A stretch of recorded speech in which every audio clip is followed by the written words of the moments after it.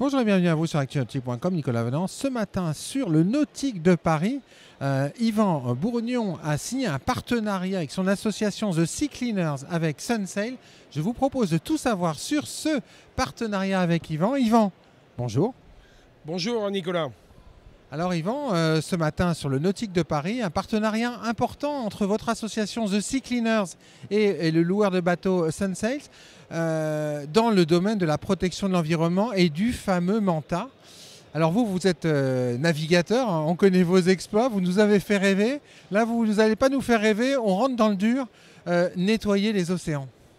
Bah écoutez, je ne vais pas vous faire rêver, mais on essaie de trouver en tout cas des solutions, justement d'avoir une attitude positive par rapport à la pollution des océans et de se dire c'est un problème qu'il faut prendre à bras le corps. Certes, il y aura des dégâts, mais voilà, si on ne fait rien aujourd'hui, effectivement, ça va s'empirer.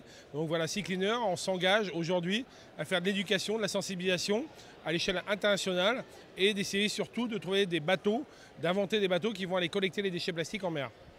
Alors vous, en tant que navigateur, vous avez été confronté à cette pollution?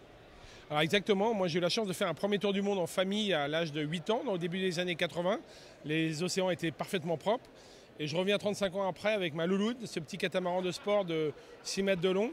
Et je navigue vraiment à ras de l'eau pendant 2 ans. Et surtout en naviguant dans l'océan Indien, je découvre la pollution près de l'Indonésie, du Sri Lanka, des Maldives. Et je me bats tous les jours avec les filets, les sacs plastiques, les bouteilles. Et là, je me dis, waouh, ah ouais, c'est nous, notre génération, pendant 35 ans, qui avons détruit cette planète. Et là, c'est l'engagement dans la foulée. On crée The Sea Cleaner. Et aujourd'hui, on a une association avec 18 personnes représentées en Europe. Alors, The Sea Cleaners, vous vous intéressez à un type de déchets particulier. Ce n'est pas les micro-déchets entre deux eaux, ce sont les gros déchets qui flottent et pour lesquels personne ne s'intéresse vraiment en fait. Exactement, oui, je crois qu'on s'est beaucoup penché sur la question des hydrocarbures, notamment en mer, mais pas tellement sur les macrodéchets plastiques.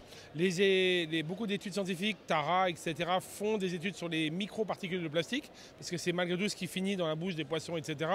Mais nous, on s'est dit, voilà, finalement, il faut prendre le problème à la source, aller dans les estuaires, aller dans les fleuves, et essayer de capturer le plastique tant qu'il est dans sa forme originale et qui flotte. On a cette chance que 80% des plastiques flottent au départ, donc si on peut aller en capturer une bonne partie de ces 80%, c'est mission gagnée. Et donc on a inventé des bateaux qui sont complètement révolutionnaires et autonomes et qui peuvent sillonner les estuaires des grands fleuves, notamment en Asie du Sud-Est et en Afrique, là où le problème est le plus grave.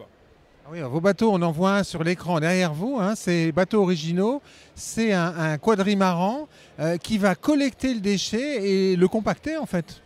Alors le bateau, le Manta, il est assez original dans le sens où il a cette fonction première d'aller évidemment collecter, mais il le fait de manière écologique, c'est-à-dire qu'il va utiliser le soleil, le vent et le plastique pour se déplacer. Et surtout avec la pyrolyse, qui est cette technologie qui fait fondre le plastique à haute température pour le retransformer en énergie, et en fait on mange littéralement nos plastiques au fur et à mesure qu'on avance. Et si bien qu'on n'a finalement jamais besoin vraiment de revenir à terre, ni pour faire le plein du bateau en carburant, ni pour le ramener les plastiques.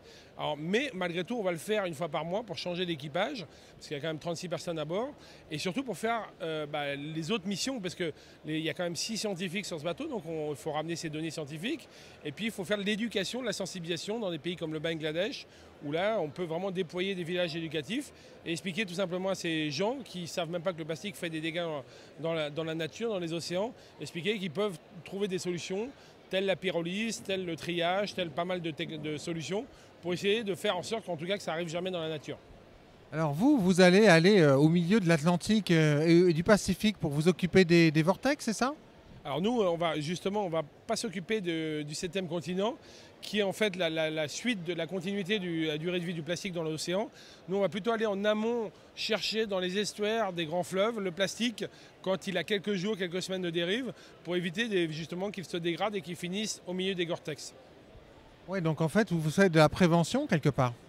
On essaie d'être en amont du problème et puis surtout on le fait en parallèle d'opérations qu'on va faire aussi à terre. Quand on va à Bali, on va avoir des équipes Sea Cleaners, des ONG locales qui vont nous appuyer pour qu'on puisse aller toucher les politiques, les décideurs, les écoles. Parce que voilà, on le voit bien, si on a fait un formidable travail en France et en Europe, c'est parce que depuis déjà 10 ans, dans les écoles, on éduque nos gamins à trier le plastique, à le recycler, etc. Et ça, il faut que ça soit la même chose à l'échelle internationale. Et quand on voit que la communauté européenne nous dit aujourd'hui, nous, on est exemplaires, les autres pays ont qu'à suivre notre exemple, on s'est dit non, ce n'est pas suffisant. Il faut que nous, on aille ONG sur le terrain, faire plus et anticiper, quoi. Alors Yvan Bourgnon, là, le premier bateau est en cours de construction, c'est ça? Alors non, c'est encore un peu précoce. Un bateau comme ça, c'est quand même un bateau révolutionnaire. Jamais un bateau de travail n'a été sur l'eau sans consommer minimum 90% d'énergie fossile. Donc c'est un vrai travail depuis 2 ans, 3 ans maintenant intensif. Donc c'est 50 000 heures d'études. On est rendu en gros globalement aux 2 tiers des études, mais suffisamment pour dire que le bateau va exister. Et puis on a réalisé à peu près 1 tiers de la levée de fonds. On est à peu près excusez-moi, à 15 millions d'euros de levée. Donc voilà, il faut poursuivre ce travail de levée de fonds pendant 2 ans. Et là, on pourra atteindre notre objectif, qui est de démarrer la construction en 2021, avec un projet Cocorico où les entreprises françaises, l'ingénierie française va vraiment pouvoir mettre ces technologies en avant. Et puis en 2023, le premier manta sera mis à l'eau, en espérant évidemment que ça fasse des petits derrière. L'idée, c'est de reproduire ça à quelques centaines d'unités. Nous, on n'est pas là pour vendre des bateaux, on est une association. Le but, c'est vraiment que ces technologies soient reprises par les pays pour les développer le plus possible. Alors aujourd'hui, sur le Nautique de Paris, vous signez un partenariat avec Sunsail. Pourquoi ce partenariat? Alors Sunsail et Mooring, c'est vraiment un partenariat intelligent parce que ce n'est pas simplement un chèque sur la table, c'est vraiment une action concrète pour nous. Notre vocation dans les 3 prochaines années, c'est vraiment d'avoir des campagnes exploratoires scientifiques pour amener des données précises sur les macrodéchets plastiques en mer. Évidemment, envoyer des bateaux scientifiques qui coûtent ultra cher à longueur d'année, c'est pas possible. Par contre, récupérer de la data de voyageurs, de gens qui louent des bateaux, des skippers qui sillonnent un peu tous les océans, et c'est super intéressant. Ils vont pouvoir photographier le plastique, le géolocaliser, le qualifier, nous dire voilà, on a vu une bouteille d'eau, une bouteille de l'acétone, etc. Et c'est à tel endroit sur la planète. Et toutes ces données, si on le reproduit à quelques milliers de bateaux, forcément c'est intéressant. Quand on sait que Sunsail à Mooring a une flotte de bateaux incroyable, c'est les leaders. Donc forcément, d'ici 3-4 ans, on espère vraiment avoir convaincu le plus possible de vacanciers, puisque ça serait une action volontaire, de se raccrocher à ce protocole et de ramener de la data. Ouais, donc c'est un partenariat proactif dont l'objectif vise à déterminer les gisements en fait. Exactement. Aujourd'hui, des expéditions comme Tara ont ramené beaucoup de données, mais c'est toujours très localisé. Et puis c'est surtout sur les microparticules de plastique. Là, il nous faut vraiment savoir la bouteille d'eau, le filet de pêcheur, tout ça. C'est où, c'est dans quelle quantité, ça provient de quel fleuve. Il nous manque des données là-dessus. Merci beaucoup Yvan. Merci beaucoup Nicolas, à bientôt.